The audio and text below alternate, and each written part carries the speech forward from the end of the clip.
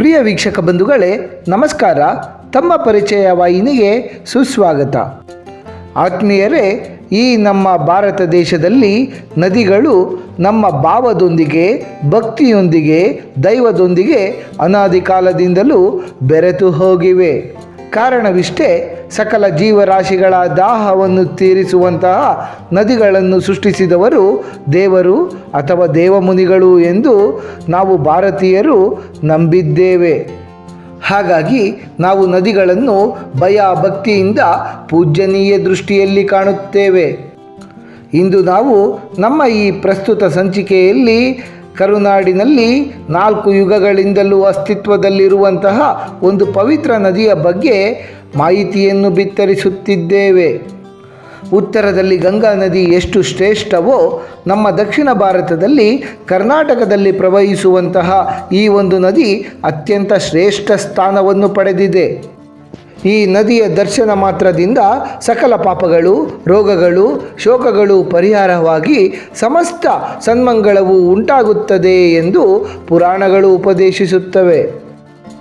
ಪಶ್ಚಿಮ ಘಟ್ಟಗಳ ಹಚ್ಚ ಹಸುರಿನ ಪರ್ವತಗಳ ನಡುವೆ ಜನಿಸುವ ಈ ನದಿಯು ಕರ್ನಾಟಕದ ಬಯಲು ಸೀಮೆಯ ಜೀವನದಿ ಎಂತಲೇ ಪ್ರಖ್ಯಾತಗೊಂಡಿದೆ.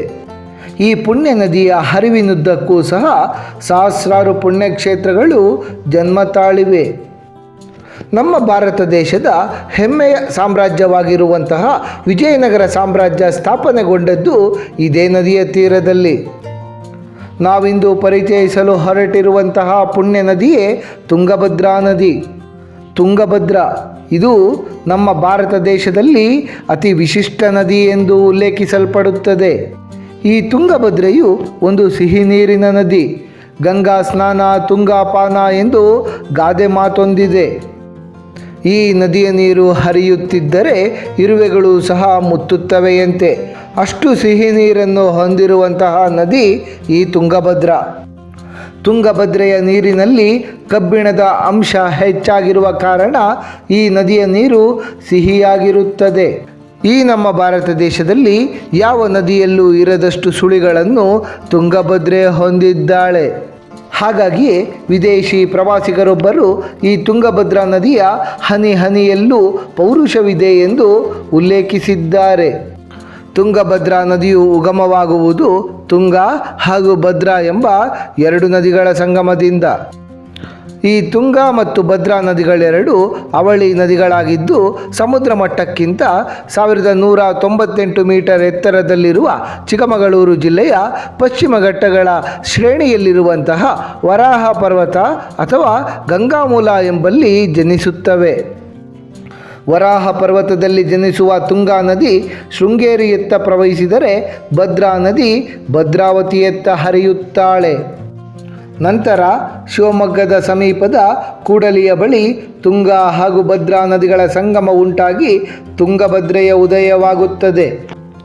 ಈ ತುಂಗಭದ್ರಾ ನದಿಯು ವರದಾ, ಕುಮುದ್ವತಿ, ವೇದಾವತಿ ಎಂಬ ಉಪನದಿಗಳನ್ನು ತನ್ನೊಂದಿಗೆ ಸೇರಿಸಿಕೊಂಡು ಶಿವಮೊಗ್ಗ, ಹಾವೇರಿ, ದಾವಣಗೆರೆ, ಕೊಪ್ಪಳ, ರಾಯಚೂರು, ಬಳ್ಳಾರಿ ಜಿಲ್ಲೆಗಳ ಮೂಲಕ ಒಟ್ಟು 380 ಕಿಲೋಮೀಟರ್ ದೂರದವರೆಗೂ ಕರ್ನಾಟಕದಲ್ಲಿ ಪ್ರವಹಿಸುತ್ತಾಳೆ. ತುಂಗಭದ್ರೆಯ ನೀರನ್ನು ಮಲೆನಾಡಿನವರಿಗಿಂತ ಬಯಲು ಸೀಮೆಯ ಜಿಲ್ಲೆಗಳಾದಂತಹ ಬಳ್ಳಾರಿ, ಕೊಪ್ಪಳ ಹಾಗೂ ರಾಯಚೂರು ಭಾಗದವರೇ ಹೆಚ್ಚಾಗಿ ಬಳಸುತ್ತಾರೆ. ಈ ಬಳ್ಳಾರಿ, ಕೊಪ್ಪಳ ಹಾಗೂ ರಾಯಚೂರು ಭಾಗದ ಕೋಟ್ಯಾಂತರ ಅನ್ನದಾತರ ಬರಡು ಭೂಮಿಗೆ ನೀರನ್ನು ಹರಿಸಿ ರೈತರ ಬಾಳಿಗೆ ಬೆಳಕಾಗಿ, ನೂರಾರು ಕಾರ್ಖಾನೆಗಳ ಉಗಮಕ್ಕೆ ನಾಂದಿಯಾಗಿ ಲಕ್ಷಾಂತರ ಜನರಿಗೆ ಉದ್ಯೋಗವನ್ನು ದೊರಕಿಸಿಕೊಟ್ಟಿರುವಂತಹ ಪುಣ್ಯವಂತೆಯೇ ಈ ಸಿಹಿ ನೀರಿನ ತುಂಗಭದ್ರೆ. ಇದೇ ತುಂಗಭದ್ರಾ ನದಿಯ ನೀರನ್ನು ನೆಚ್ಚಿಕೊಂಡು ಕೊಪ್ಪಳ, ಬಳ್ಳಾರಿ, ರಾಯಚೂರು ಜಿಲ್ಲೆಗಳ ರೈತರು ಲಕ್ಷಾಂತರ ಎಕರೆ ಭೂಪ್ರದೇಶದಲ್ಲಿ ಭತ್ತವನ್ನು ಬೆಳೆಯುತ್ತಾರೆ. ತುಂಗಭದ್ರೆಯ ಸಿಹಿ ನೀರಿನಿಂದ ಬೆಳೆದಂತಹ ಅಕ್ಕಿಯು ಬಹಳ ಸಿಹಿಯಾಗಿರುತ್ತದೆ. ಹಾಗಾಗಿ ಈ ನೀರಿನ ಮೂಲಕ ಬೆಳೆಯುವಂತಹ ಅಕ್ಕಿ ದೇಶದಲ್ಲಿಯೇ ಪ್ರಸಿದ್ಧಿಯಾಗಿದೆ. ತುಂಗಭದ್ರಾ ನದಿಗೆ ನಮ್ಮ ಬಳ್ಳಾರಿ ಜಿಲ್ಲೆಯ ಹೊಸಪೇಟೆಯ ಬಳಿ ಒಂದು ಅಣೆಕಟ್ಟನ್ನು ಕಟ್ಟಲಾಗಿದೆ. ಶಿವಮೊಗ್ಗದ ಕೂಡಲಿಯಲ್ಲಿ ರೂಪುಗೊಂಡ ನಂತರ ದಾವಣಗೆರೆಯ ಮುಖೇನ ಹೊಸಪೇಟೆಯಲ್ಲಿರುವ ತುಂಗಭದ್ರಾ ಜಲಾಶಯಕ್ಕೆ ತುಂಗಭದ್ರಾ ನದಿ ಬಂದು ಸೇರುತ್ತದೆ. ಜಲಾಶಯದಿಂದ ಬಿಡುಗಡೆಗೊಂಡಂತಹ ತುಂಗಭದ್ರೆಯ ನೀರು ಹಂಪಿಯಲ್ಲಿರುವಂತಹ ಹಲವಾರು ದೇವಾಲಯಗಳಿಗೆ ನಮಿಸಿ ಕಿಷ್ಕಿಂಧೆ, ಗಂಗಾವತಿ, ಮಾನ್ವಿ, ರಾಯಚೂರು ಜನರಿಗೆ ಜೀವಜಲವಾಗಿ ಹರಿದು ಆಂಧ್ರ ಪ್ರದೇಶದತ್ತ ದಾಪುಗಾಲು ಹಾಕುತ್ತಾಳೆ.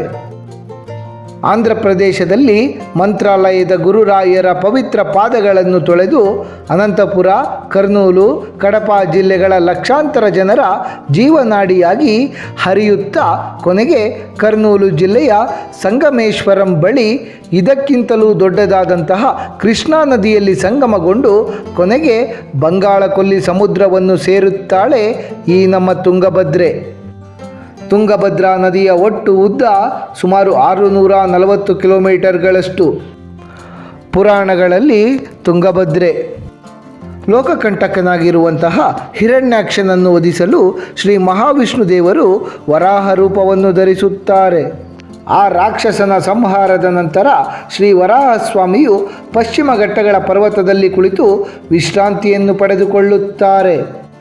ಆಗ ಅವರ ಬಲಕೋರೆಯಿಂದ ಹರಿದಂತಹ ಬೆವರಿನ ಹನಿಗಳಿಂದ ತುಂಗಾ ನದಿ ಉಗಮಿಸಿದರೆ ಎಡಕೋರೆಯಿಂದ ಹರಿದ ಬೆವರಿನ ಹನಿಗಳಿಂದಲೇ ಭದ್ರಾ ನದಿ ಉಗಮಗೊಂಡಿತು ಎಂದು ಬ್ರಹ್ಮಾಂಡ ಪುರಾಣದಲ್ಲಿ ಉಲ್ಲೇಖಿಸಲಾಗಿದೆ.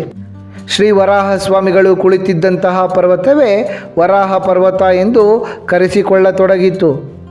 ತುಂಗಭದ್ರೆಯು ವರಾಹಸ್ವಾಮಿಗಳ ಕೋರೆಯಿಂದ ಉಗಮಿಸಿದ ಕಾರಣಕ್ಕಾಗಿಯೇ ತುಂಗಭದ್ರೆಗೆ ವರಾಹಜ ಎಂದು ಸಹ ಕರೆಯಲಾಗುತ್ತದೆ. ವರಾಹಸ್ವಾಮಿಗಳಿಂದ ಉದ್ಭವಿಸಿದ ತುಂಗಭದ್ರಾ ನದಿಯ ಜಲದಲ್ಲಿ ಶ್ರೀ ಮಹಾವಿಷ್ಣು ದೇವರ ಸಾನ್ನಿಧ್ಯವಿದೆ.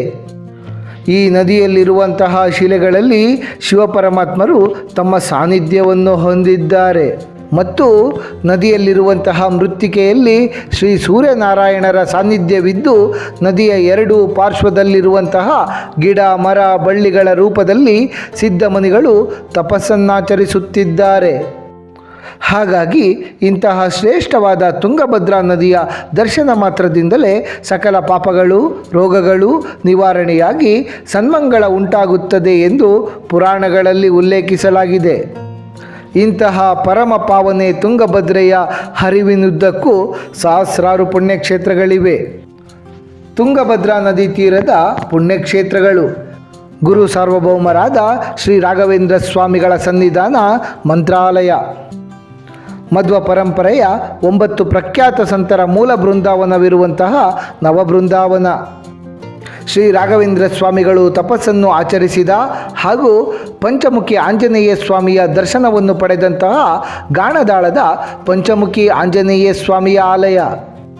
ಕೃಷ್ಣ ಹಾಗೂ ತುಂಗಭದ್ರಾ ನದಿಗಳ ಸಂಗಮ ಸ್ಥಳವಾಗಿರುವ ಆಂಧ್ರ ಪ್ರದೇಶದ ಆಲಂಪುರದ ಅಷ್ಟಾದಶ ಶಕ್ತಿಪೀಠಗಳಲ್ಲಿ ಒಂದೆನಿಸಿಕೊಂಡಿರುವ ಜೋಗುಳಾಂಬ ದೇಗುಲ. ದಾವಣಗೆರೆ ಜಿಲ್ಲೆಯ ಹರಿಹರದ ಪ್ರಸಿದ್ಧ ಹರಿಹರೇಶ್ವರ ದೇವಸ್ಥಾನ. ಬಳ್ಳಾರಿಯ ಮೈಲಾರಲಿಂಗೇಶ್ವರ ದೇವಸ್ಥಾನ. ಶಿವಮೊಗ್ಗದ ಕೂಡಲಿಯ ಶ್ರೀ ಶಾರದಾಂಬ ದೇಗುಲ. ಎರಡನೆಯ ಮಂತ್ರಾಲಯ ಎಂದೇ ಪ್ರಖ್ಯಾತಿಗೊಂಡಿರುವ ದಾವಣಗೆರೆ ಜಿಲ್ಲೆಯ ಹೊನ್ನಾಳಿ. ಆಂಜನೇಯ ಸ್ವಾಮಿಗಳ ಜನ್ಮಸ್ಥಳವಾಗಿರುವ ಅಂಜನಾದ್ರಿ ಬೆಟ್ಟ. ಶಿವಪರಮಾತ್ಮರು ವಿರೂಪಾಕ್ಷರಾಗಿ ನೆಲೆ ನಿಂತಿರುವ ಬಳ್ಳಾರಿ ಜಿಲ್ಲೆಯ ಹಂಪಿ. ಬಳ್ಳಾರಿ ಜಿಲ್ಲೆಯ ಕುರುವತ್ತಿಯ ದೊಡ್ಡ ಬಸವೇಶ್ವರರ ದೇಗುಲ. ಈ ಎಲ್ಲ ಪುಣ್ಯಕ್ಷೇತ್ರಗಳು ಪವಿತ್ರವಾಗಿರುವಂತಹ ತುಂಗಭದ್ರಾ ನದಿಯ ವೈಭವ ಮತ್ತು ಐತಿಹಾಸಿಕತೆಯನ್ನು ಸಾರುತ್ತವೆ. ಬಹುತೇಕ ಕರ್ನಾಟಕ ರಾಜ್ಯದಲ್ಲಿಯೇ ಹರಿಯುವಂತಹ ತುಂಗಭದ್ರಾ ನದಿ ಈ ರಾಜ್ಯದ ಇತಿಹಾಸದಲ್ಲೂ ಸಹ ಪ್ರಮುಖ ಪಾತ್ರವನ್ನು ವಹಿಸಿದೆ. ಭಾರತ ದೇಶದ ಹೆಮ್ಮೆಯ ವಿಜಯನಗರ ಸಾಮ್ರಾಜ್ಯ ಸ್ಥಾಪಿತಗೊಂಡದ್ದು ಸಹ ಇದೇ ತುಂಗಭದ್ರಾ ನದಿಯ ತೀರದಲ್ಲಿ. ವಿಜಯನಗರ ಸಾಮ್ರಾಜ್ಯದ ವೈಭವಕ್ಕೂ ದುರಂತ ಅಂತ್ಯಕ್ಕೂ ಸಾಕ್ಷಿಯಾಗಿ ನಿಂತಿರುವಂತಹ ನದಿ ಈ ತುಂಗಭದ್ರೆ. ವಿಜಯನಗರ ಅರಸರ ಆಳ್ವಿಕೆಯ ಕಾಲದಲ್ಲಿ ಕಟ್ಟಡಗಳ ನಿರ್ಮಾಣಕ್ಕೆ, ಅರಮನೆಗಳ ನಿರ್ಮಾಣಕ್ಕೆ, ದೇವಾಲಯಗಳ ನಿರ್ಮಾಣಕ್ಕೆ ಹಾಗೂ ವಿವಿಧ ನೀರಾವರಿ ಯೋಜನೆಗಳಿಗೆ ಇದೇ ತುಂಗಭದ್ರಾ ನದಿಯ ನೀರನ್ನೇ ಸದ್ಬಳಕೆ ಮಾಡಲಾಗುತ್ತಿತ್ತು. ಈ ತುಂಗಭದ್ರಾ ನದಿಯ ತಟವೂ ಸಹ ಹಂಪಿಯ ಜನಪ್ರಿಯ ಆಕರ್ಷಣೆಗಳಲ್ಲೊಂದಾಗಿದೆ. ಕರ್ನಾಟಕದ ಹೆಮ್ಮೆಯ ತುಂಗಭದ್ರಾ ನದಿ 4 ಯುಗಗಳಿಂದಲೂ ಅಸ್ತಿತ್ವದಲ್ಲಿದೆ ಎಂದರೆ ತಮಗೆಲ್ಲ ಆಶ್ಚರ್ಯವೆನಿಸಬಹುದು. ಕೃತಯುಗದಲ್ಲಿ ತುಂಗಭದ್ರೆ. ಭಗವಾನ್ ಮಹಾವಿಷ್ಣು ದೇವರು ವರಾಹ ಅವತಾರವನ್ನು ತಾಳಿದ್ದು ಕೃತಯುಗದಲ್ಲಿ. ಅಂದರೆ ವರಾಹ ಸ್ವಾಮಿಗಳ ಕೋರೆಗಳಿಂದ ತುಂಗಭದ್ರಾ ನದಿಯು ಉಗಮಿಸಿದ್ದು ಸಹ ಕೃತಯುಗದಲ್ಲಿಯೇ. ಹಾಗೆಯೇ ಶ್ರೀ ನರಸಿಂಹಸ್ವಾಮಿಯ ಅನನ್ಯ ಭಕ್ತರಾದ ಪ್ರಹ್ಲಾದರು ಕೃತಯುಗದಲ್ಲಿ ತುಂಗಭದ್ರಾ ನದಿಯ ತೀರದಲ್ಲಿ ಈಗ ಸ್ಥಿತವಿರುವ ಮಂತ್ರಾಲಯದಲ್ಲಿ ಯಜ್ಞವನ್ನು ಮಾಡುತ್ತಾರೆ. ಪ್ರಹ್ಲಾದರಾಯರು ಯಜ್ಞವನ್ನು ಮಾಡಿದ ಸ್ಥಳದಲ್ಲಿಯೇ ರಾಯರ ಮೂಲ ಬೃಂದಾವನವಿದೆ. ತ್ರೇತಾಯುಗದಲ್ಲಿ ತುಂಗಭದ್ರೆ. ತ್ರೇತಾಯುಗದ ರಾಮಾಯಣ ಕಾಲದಲ್ಲಿ ಪಂಪಾ ನದಿ ಎಂದು ಕರೆಯಲ್ಪಡುತ್ತಿದ್ದ ಈ ನದಿಯ ತೀರದಲ್ಲಿ ಬ್ರಹ್ಮದೇವರ ಪುತ್ರಿ ಪಂಪಾದೇವಿಯು ಶಿವದೇವರನ್ನು ಕುರಿತು ತಪಸ್ಸನ್ನು ಮಾಡಿದ್ದರು. ಆಕೆಯ ತಪಸ್ಸಿನಿಂದ ಪ್ರಸನ್ನಗೊಂಡ ಶಿವಪರಮಾತ್ಮರು ಆಕೆಯನ್ನು ಮದುವೆಯಾಗಿ ಪಂಪಾಪತಿ ವಿರೂಪಾಕ್ಷರಾಗಿ ಈಗಿನ ಹಂಪಿ ಕ್ಷೇತ್ರದಲ್ಲಿ ನೆಲೆ ನಿಂತರು. ಇದೇ ನದಿಯ ತೀರದಲ್ಲಿರುವಂತಹ ಅಂಜನಾದ್ರಿ ಪರ್ವತದಲ್ಲಿ ತ್ರೇತಾಯುಗದಲ್ಲಿ ಆಂಜನೇಯ ಸ್ವಾಮಿಗಳ ಜನನವಾಗಿತ್ತು. ತುಂಗಭದ್ರಾ ನದಿಯ ತೀರದಲ್ಲಿಯೇ ವಾನರ ರಾಜ ಸುಗ್ರೀವ ಹಾಗೂ ವಾಲಿಯರ ಕಿಷ್ಕಿಂಧ ಪಟ್ಟಣವಿದ್ದಿತ್ತು. ತ್ರೇತಾಯುಗದ ರಾಮಾಯಣದಲ್ಲಿ ಕಿಷ್ಕಿಂಧ ಕಾಂಡದಲ್ಲಿ ಬರುವಂತಹ ಕೆಲವು ಪ್ರಮುಖ ಪ್ರಸಂಗಗಳಾದ ಪ್ರಭು ಶ್ರೀರಾಮಚಂದ್ರರು ಮತ್ತು ಆಂಜನೇಯರ ಮೊದಲ ಭೇಟಿ, ವಾಲಿಯ ವಧೆ, ಸುಗ್ರೀವರ ಪಟ್ಟಾಭಿಷೇಕಗಳು ಇದೇ ತುಂಗಭದ್ರಾ ನದಿಯ ತೀರದ ಕಿಷ್ಕಿಂಧೆಯಲ್ಲೇ ನಡೆದಿವೆ. ಅಂದಿನ ಕಿಷ್ಕಿಂಧೆಯೇ ಇಂದಿನ ಹಂಪಿ ಪಟ್ಟಣ ಹಾಗೂ ಅದರ ಸುತ್ತಮುತ್ತಲಿನ ಆನೆಗುಂದಿ ಪಟ್ಟಣ.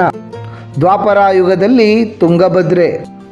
ಇನ್ನು ದ್ವಾಪರಾಯುಗದಲ್ಲಿ ಮಧ್ಯಮ ಪಾಂಡವನಾಗಿರುವಂತಹ ಅರ್ಜುನನು ರಾಜಸೂ ಯಾಗವನ್ನು ಮಾಡುವ ಸಮಯದಲ್ಲಿ ಪ್ರಸ್ತುತ ಮಂತ್ರಾಲಯವಿರುವ ಸ್ಥಳದಲ್ಲಿ ತುಂಗಭದ್ರಾ ನದಿಯ ತೀರದಲ್ಲಿ ರಾಜ ಅನಸು ಸಾಲ್ವನೊಂದಿಗೆ ಹೋರಾಡುತ್ತಾನೆ. ಮತ್ತು ತುಂಗಭದ್ರಾ ನದಿಯು ಕೃಷ್ಣಾ ನದಿಯನ್ನು ಸಂಗಮಗೊಳ್ಳುವ ಸ್ಥಳದಲ್ಲಿ ಧರ್ಮರಾಯರೇ ಸಂಗಮೇಶ್ವರ ಶಿವಲಿಂಗವನ್ನು ಪ್ರತಿಷ್ಠಾಪನೆ ಮಾಡಿದ್ದಾರೆ. ಕಲಿಯುಗದಲ್ಲಿ ಶ್ರೀ ಗುರು ರಾಘವೇಂದ್ರರು ತಪಸ್ಸನ್ನು ಮಾಡಿ ಬೃಂದಾವನಸ್ಥರಾದದ್ದು, ಶ್ರೀ ವ್ಯಾಸರಾಯರು ಹಂಪಿಯ ಚಕ್ರತೀರ್ಥದ ಬಳಿ ಯಂತ್ರೋದ್ಧಾರಕ ಆಂಜನೇಯ ಸ್ವಾಮಿಯನ್ನು ಸ್ಥಾಪಿಸಿದ್ದು, ಮಧ್ವ ಪರಂಪರೆಯ 9 ಯತಿಗಳು ಬೃಂದಾವನಸ್ಥರಾದದ್ದು ಕಲಿಯುಗದಲ್ಲಿ ತುಂಗಭದ್ರೆಯ ತಟದಲ್ಲಿ ನಡೆದಂತಹ ಪ್ರಮುಖ ಘಟನಾವಳಿಗಳಾಗಿವೆ.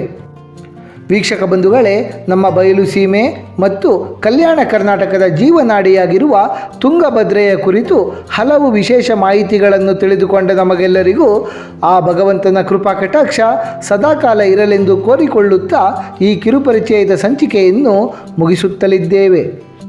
ವೀಕ್ಷಕರೇ, ನಿಮಗೆ ಈ ವಿಡಿಯೋ ಇಷ್ಟವಾಗಿದ್ದಲ್ಲಿ ಲೈಕ್ ಮಾಡಿ, ಶೇರ್ ಮಾಡಿ ಮತ್ತು ಸಬ್ಸ್ಕ್ರೈಬ್ ಮಾಡಿ ಹಾಗೂ ಬೆಲ್ ಬಟನ್ ಒತ್ತುವುದನ್ನು ಮರೆಯಬೇಡಿ.